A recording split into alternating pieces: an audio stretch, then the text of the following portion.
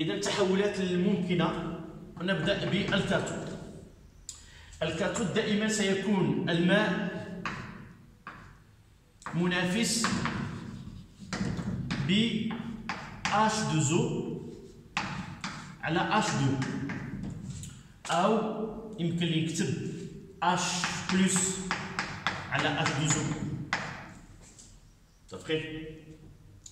إذا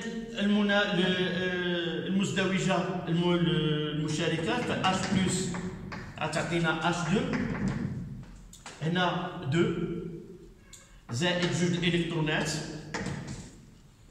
لكن إذا رجعنا لهذا المعطى هذا تلون بالفنون الفضليين بجوار الكاثود، كيعني أن غادي يكون عندي هنايا ماذا؟ غادي يكون عندي تكون ايونات اش او موان وسط قاعدي، وبالتالي فغادي نضيف هنا جوج اش او موان زائد جوج اش او موان، وغادي ناخذ هي جوج اش او موان زائد اش بلس زائد جوج الالكترونات غادي تعطيني H2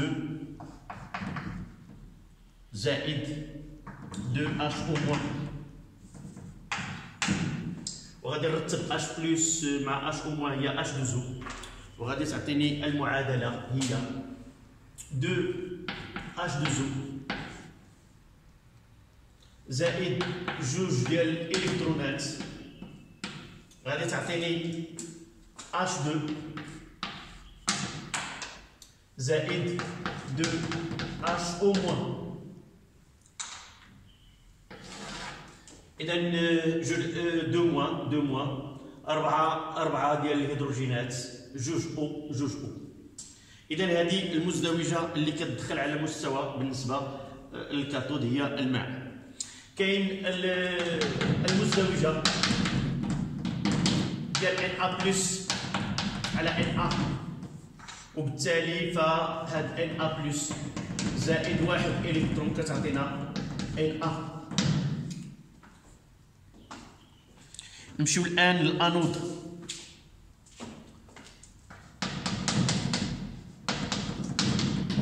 الأنود هناك أنيونان، هناك اش او موان اللي كيشارك بهذه المزدوجة، وهناك Cl موان.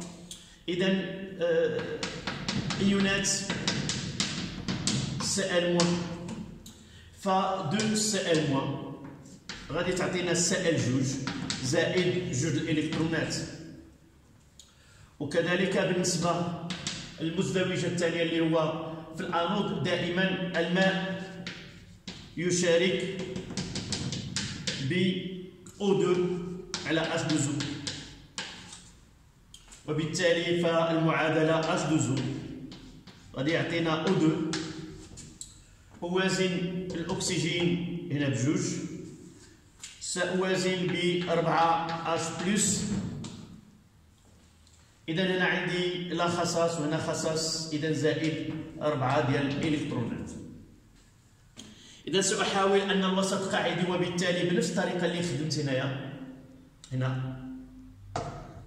هنا عندي 4 H بلس، سأضيف 4 H او موان وهنا 4 H او موان لكي يتشكل، اللي غادي تعطيني المعادلة هي نكتبها جوج H2O زائد 4 H او موان غتعطيني O2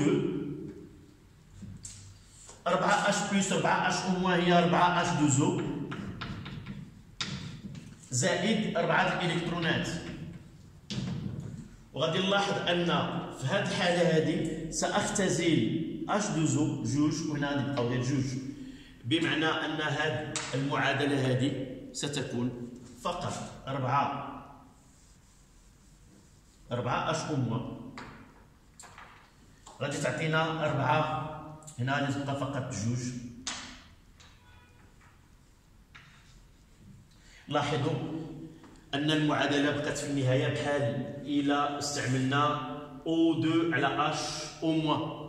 لماذا جات هنا؟ لأننا نتعامل في وسط قاعدي. بصفة عامة O2 على H2O قد تكون O2 على H او موان، قد تكون H بلس على H إلى غير ذلك. إذا المعادلة هي هذه.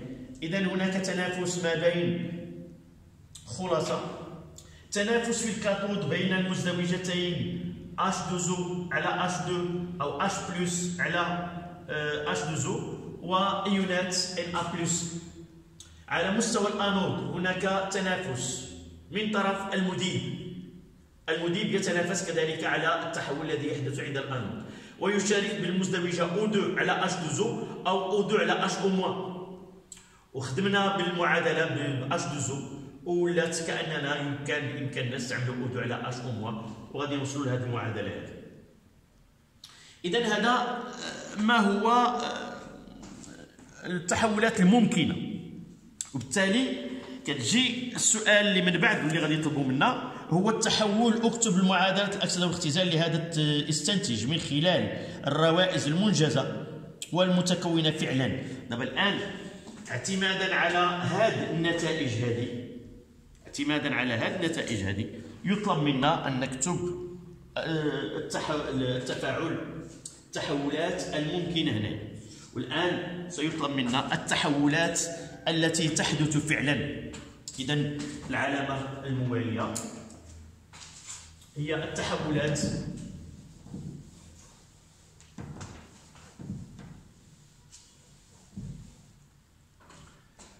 هنا العلامة التحولات التي تحدث فعلا عند كل إلكترود. ويجب أن نفهم من هذا السؤال باعتماد النتائج التجريبية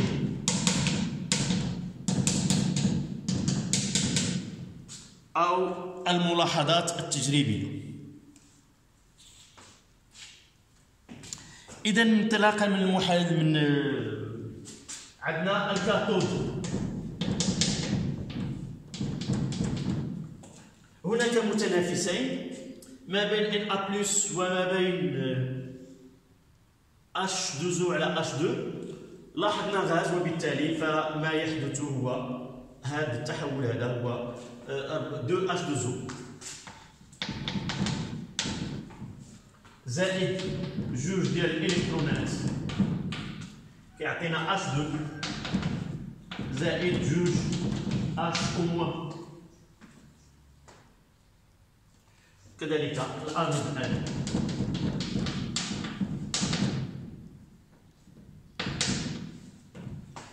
قالوا لنا غاز يزيل النيلة، وبالتالي غادي يكون عندنا المعادلة هي 2Cl- تعطينا Cl2 Cl2 زائد جوج الإلكترونات. Donc dans cette partie-là, comment on traite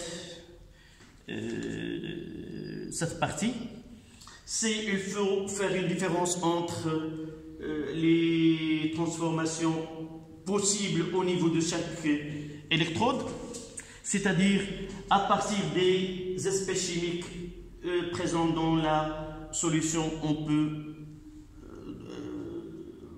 déterminer les couples redox qui interviennent au niveau de la cathode et les couples qui interviennent au niveau de l'anode. Donc on écrira les demi-équations, les équations électroniques relatives à ces couples, et on dit que ces couples, ces réactions peuvent se produire à ce niveau-là. Et par la suite, il nous demande de déterminer les réactions qui se produisent réellement dans cette électrolyse. Nous n'avons qu'un seul moyen pour déterminer lesquels se produisent, c'est à partir uniquement des observations expérimentales. Dans ce cas-là, ils nous ont dit formation d'un gaz qui décolore l'indigo et formation d'un gaz qui est caractérisé, il souffle une flamme ou il brûle avec détonation. D'accord? Donc, ce qui reste, c'est l'équation d'oxydoréduction de cette partie-là. Et pour écrire une équation d'oxydoréduction, il faut faire attention au nombre d'électrons échangés. Et là, nous avons 2, donc seulement on notera là c'est E1 et là c'est E2. Donc tout simplement E est égal à E1 plus E2. Et ça donne 2H2O plus 2Cl moins AQ évidemment donne H2 dans Cl2 plus H2 plus 2 HO-. Et essayez de vérifier que ce que vous écrivez est équilibré. Donc là c'est 4 hydrogènes, l'az G2 et 2C4, 2 oxygènes, 2 Cl, 2 Cl, Cl. Pour la charge, là c'est un excès de 2 électrons. Et de l'autre côté, c'est un excès aussi de 2 électrons. Donc la réaction, cette équation, il est équilibrée. Et nous pouvons mettre, là c'est une, dans la cathode c'est une réduction. C'est-à-dire on mettra une flèche qui part de H2O à H2. Et on mettra, là c'est une cathode, donc c'est une réduction.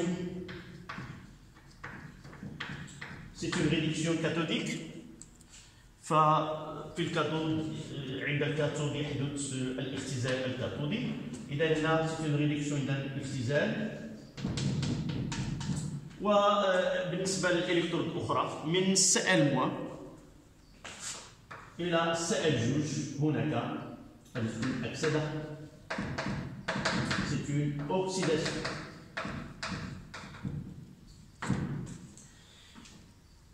نلاحظ من خلال المعادلة وهنا علاش من المفروض نستعملوا المزدوجة H2O على H2 ولا O2 على H2O. لماذا؟ لأن من خلال المعادلة كيمكن لي نعرف واش المذيب تدخل، واش الماء تدخل ولا لا. فبوجوده ضمن طرفي هنا H2O إذا نلاحظ أن الماء تدخل بكيفية جزئية على مستوى الكاثود ولم يتدخل على مستوى، من هنايا لم يتدخل على مستوى الانود. إذا المذيب في العنوان ديالنا يتدخل بكيفية جزئية في هذا التحليل الكهربائي. إذا الخلاصة شنو هي أن ملي كيحدث تحليل كهربائي فعادة ما تكون هناك تفاعلات كيميائية للأكسدة والاختزال أو مزدوجات تتنافس على مستوى الإلكترودين. والمقرر ديالنا كيعطينا أن يمكن أن نتعرف، أولا يطلب منا كتابة المعادلات الممكنة التي تحدث عند كل إلكترود والتعرف على المعادلة فيما بعد اعتمادا على النتائج التجريبيه كيمكننا نعرفوا ماذا حدث فعلا. متفقين؟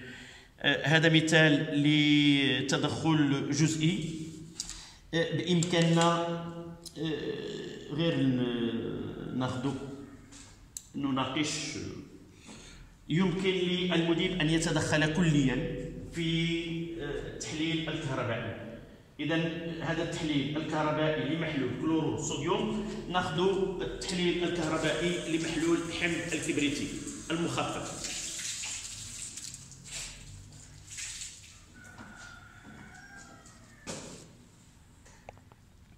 إذا ننتقل إلى التحليل الكهربائي. بعد التحليل الكهربائي لمحلول كلورور صوديوم، التحليل الكهربائي لمحلول حمض الكبريتيك.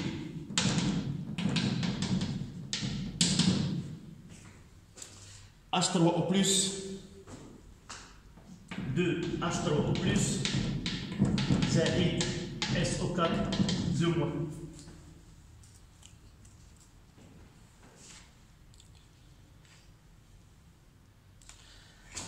إذا من خلال سوف ناخذوه بحال كتمرين في هذا المحلول. شنو هما الانواع الكيميائيه؟ الف، الانواع الكيميائيه المتواجده في هذا المحلول اللي غادي نديروا له التحليل الكهربائي. اذا قلنا دائما كنبداو بالماء، هي H3O+. في هذه الحاله كاين H3O+، كاين SO4 2-، كاين الماء نفسه، والماء يمكننا يتدخل. شنو هي المزدوجات المتدخله؟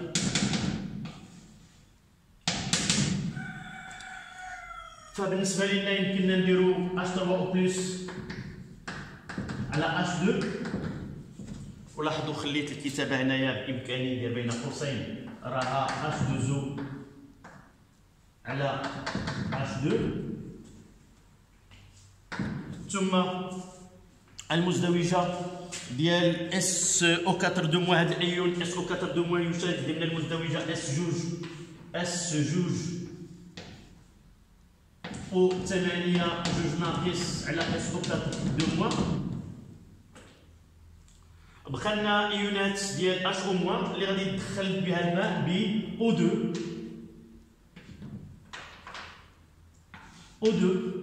على H2O. بمعنى الايونات الحقيقه عند H3O+، هاد H2O بين قوسين راه HO- HO- انيون غادي يمشي للانود. الان شنو هي المزدوجات التي تشارك عند كل الكترود؟ اذا هنايا المزدوجات التحولات الممكنه عند كل الكترون، التحولات الممكنه عند كل الكترون.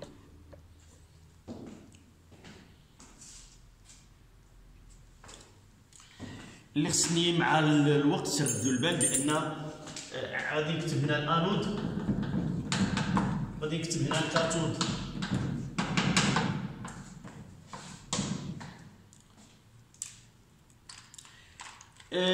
دائما غادي يكون في الكاثود غادي تشارك المزدوجه H3O+ على H2، ودائما غادي تشارك هنايا O2. عفوا خصني نكتبها هنايا. هنا الانود انيونات هي O2 على H2O، وهنا غادي تكون H2O على H2. في جميع في اي تحليل كهربائي لمحلول مائي دائما كيكونوا هذه المزدوجتين منافستين لباقي الانواع الكيميائيه التي قد توجد في هذا المحلول.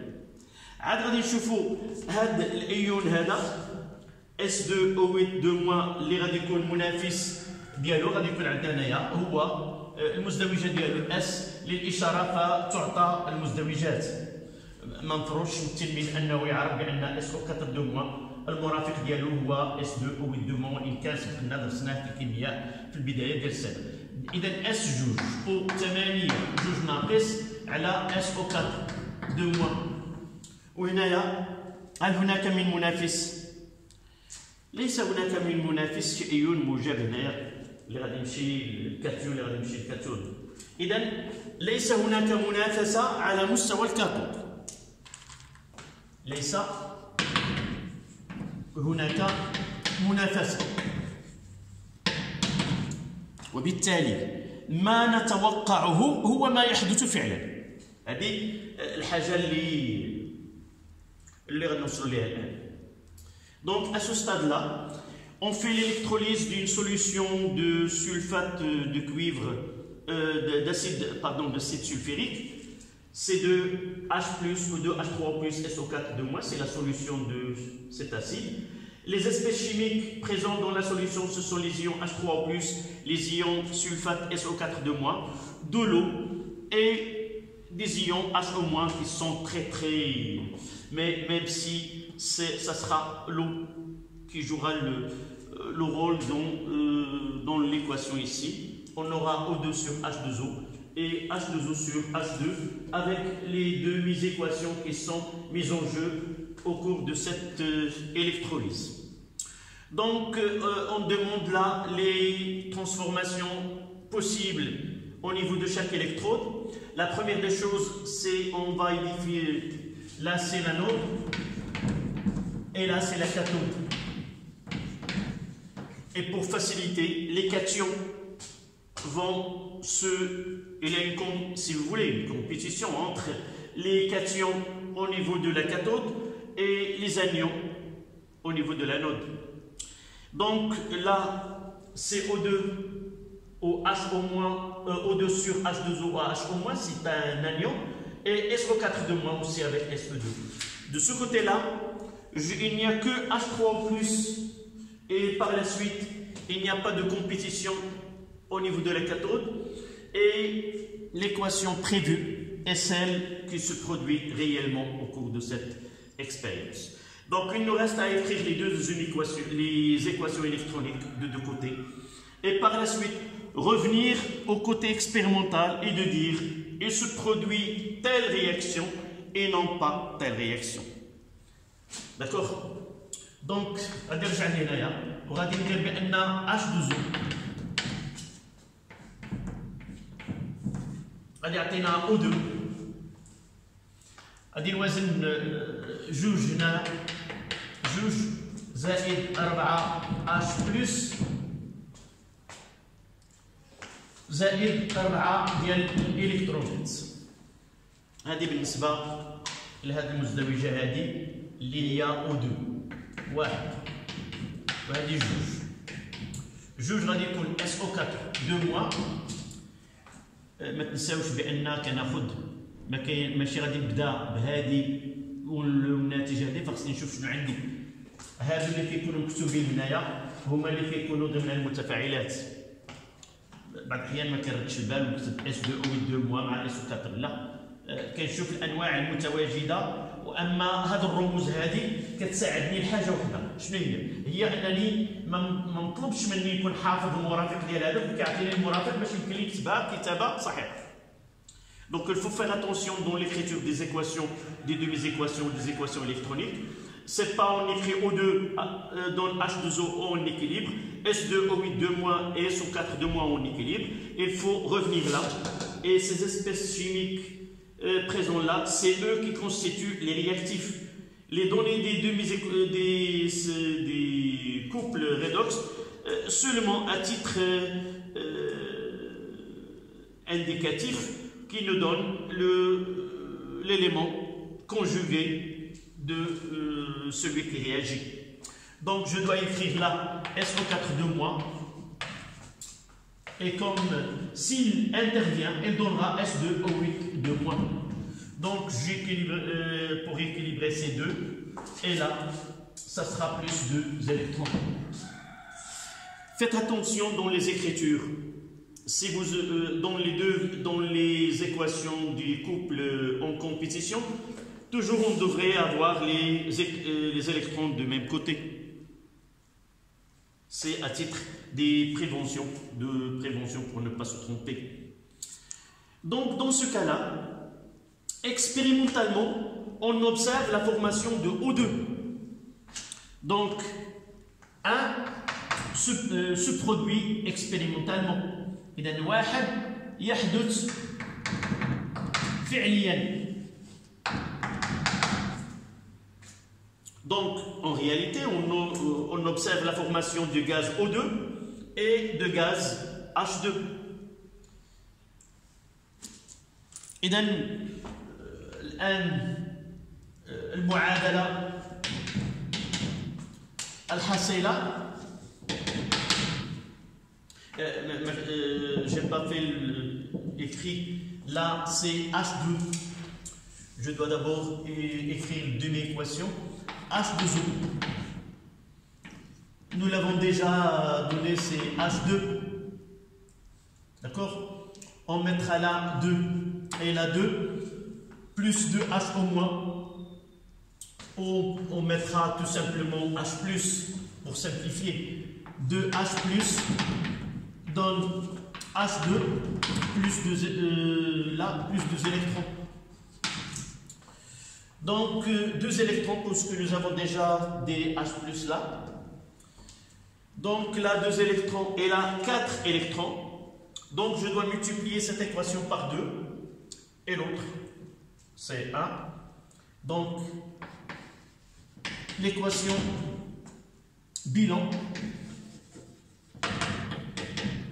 l'équation bilan de cette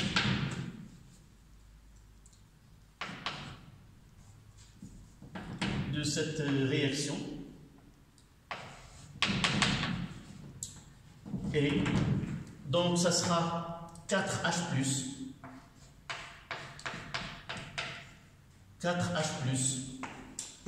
2H2O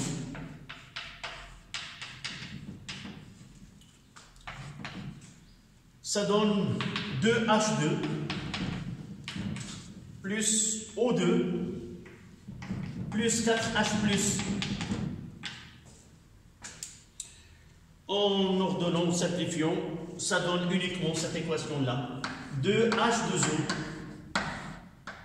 donne O2 plus 2 H2.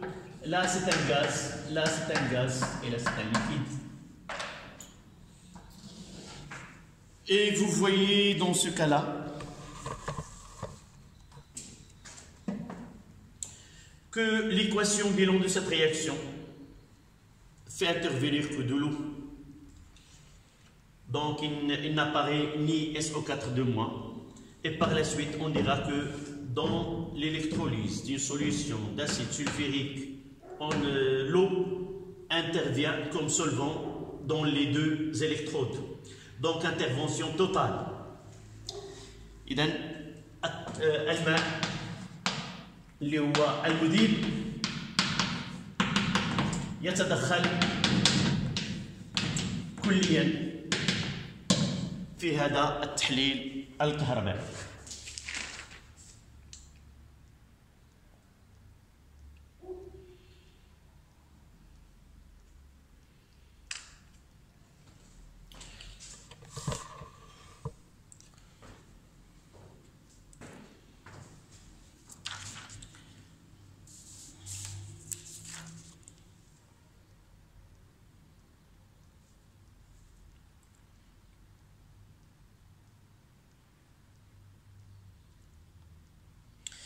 ملاحظة فقط من هذه المعادلة الحصيلة، فسنلاحظ بأن حجم الغاز ديال الهيدروجين المتكون هو ضعف حجم الغاز ديال الأكسجين، انطلاقا من العلاقة N المتكون ديال O2 على 1 كتساوي N المتكون ديال H2، وبما أن لدينا غاز ف V ديال O2 كمية المادة هو الحجم على الحجم المولي يساوي هنا على 2 يساوي الحجم ديال H2 على 2 الحجم المولي، وبالتالي نصل بأن V ديال H2 يساوي 2 V ديال O2.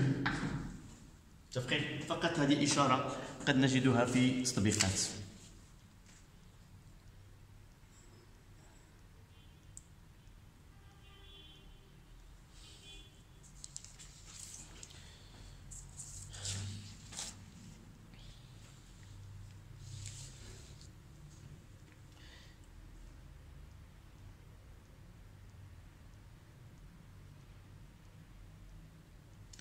الفقرة الأخيرة اللي غادي نطرقوا لها وهو الطلاء الفلزي، لا جالفانو بلاستيك، الطلاء.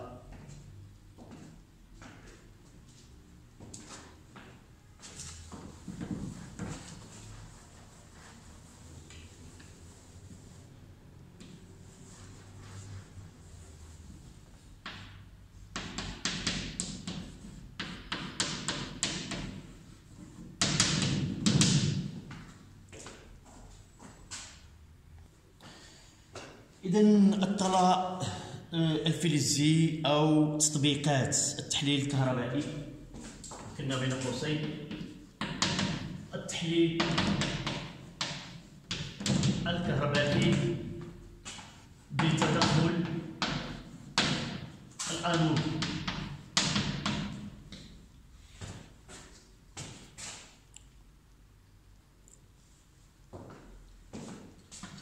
ثلاثة واحد.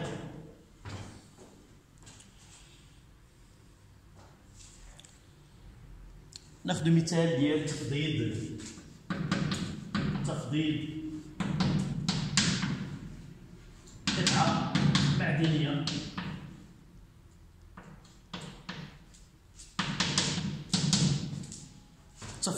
قطعة معدنية إذا من التطبيقات للتحليل الكهربائي هو أنه يمكن أن نعتمده لطلاء أو لتوضيع فلز على قطعة فلزية أخرى، وبالتالي في هذه الحالة هذه نتكلم عن ما يسمى بالتحليل الكهربائي بتدخل الأنود. فوقاش غادي تدخل الأنود؟ تتدخل الأنود عندما يكون الأنود تتكون من فلز وتكون مغمورة في محلول إيونات نفس الفلز. مثال ناخذ هنايا، عندي مولد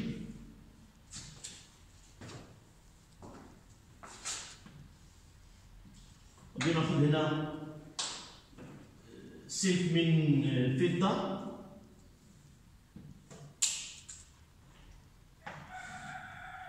هنا أجي،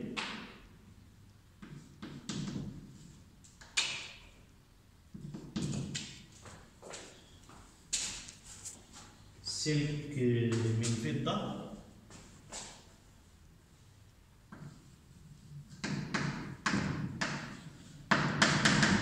أجي، وهنا محلول ديال نترات الفضة مثلا أجي بلس زائد NO 3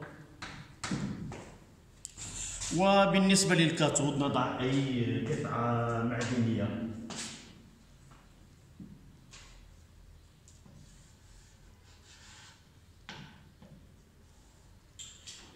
لتفضيلها كليا يجب أن تكون مغمورة كليا. مثلا ناخذ سوار من نحاس ونريد تفضيله،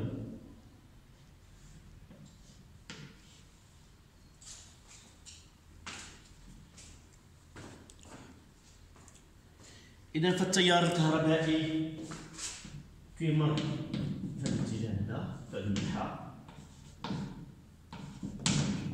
بينما الإلكترونات غادي تكون في المنحى المعاكس.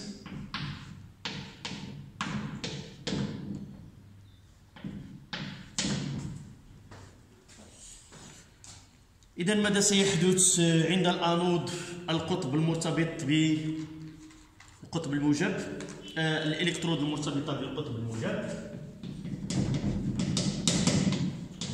نلاحظ أن هناك إنتاج ديال الإلكترونات، وبالتالي ما يحدث هو أن أجي تعطينا أجي بلس زائد واحد الإلكترون. في المحلول كاين فقط هناك ايونات الفضة، وبالتالي توضع هنايا توضع الفضة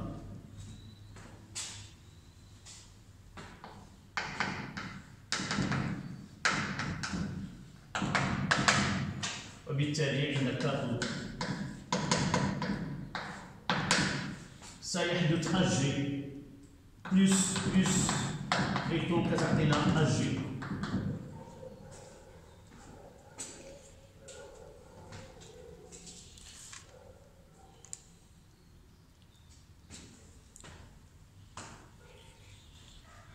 Donc ce type d'électrolyse on utilise d'une façon générale un métal qu'on veut le déposer sur un autre métal. Dans une solution des ions de même métal.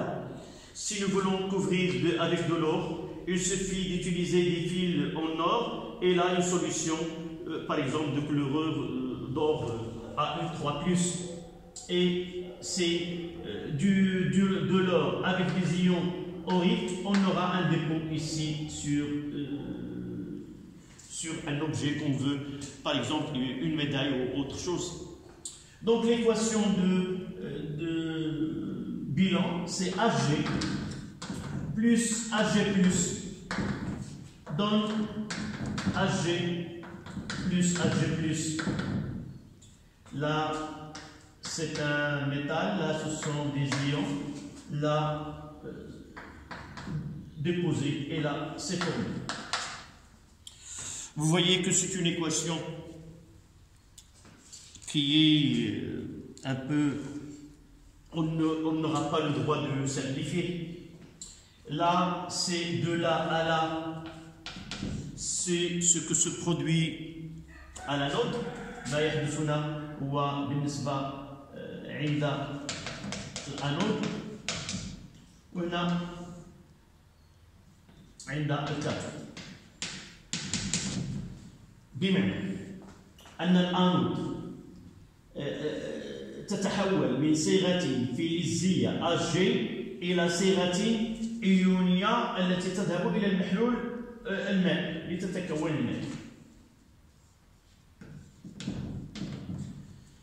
هذا الإيون هذا في الوقت اللي واحد الذرة ديال Hg تتحول إلى Hg+، في نفس اللحظة راه واحد Hg+، هذا الإلكترون في الذرة وسوف يعطي توضع ديال الفلتر. إذا هنا تآكل الأنود وازدياد كتلة ديال الكاثود. نلاحظ من خلال هذه المعادلة هناك ما يسمى بانخفاض التركيز ديال الايونات Hg+، فكل ايون يتوضع على تلك القطعة المعدنية إلا وناتج عن ظهور ايون آخر، وبالتالي فالتركيز ديال الايونات هذه المهمة، التركيز ديال الايونات Hg+ يبقى ثابتا. إذا التحليل الكهربائي يحدث بتركيز ثابت، والحصيلة شنو هي؟ هي انتقال للمادة من الأنود إلى الكاثود. ما يتوضع على الكاثود هو ما يتآكل من الأنود. متفقين؟ بقات لنا الدراسة الكمية، بها سننهي بطبيعة الحال. يمكن أن نقول بأن التحليل الكهربائي استعمالات ديالو التجاري فهي عدة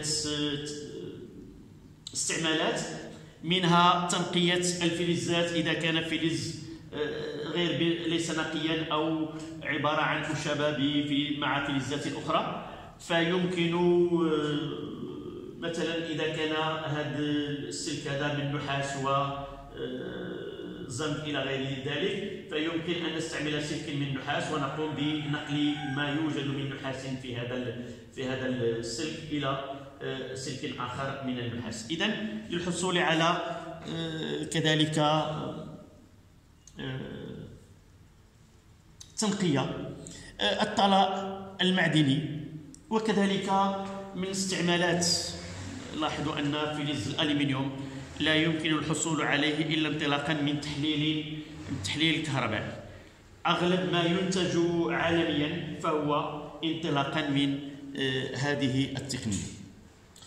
قلت بالنسبة للدراسة الكمية هي نفسها التي اعتمدناها بالنسبة للدراسة ديال الأعمدة، وبالتالي فالعلاقات الرياضية التي تم استعمالها بأن كمية الكهرباء مثلا إلا بغينا نعرفوا شنو هي كمية الكتلة التي توضعت من الفضة، هذه الدراسة الكمية.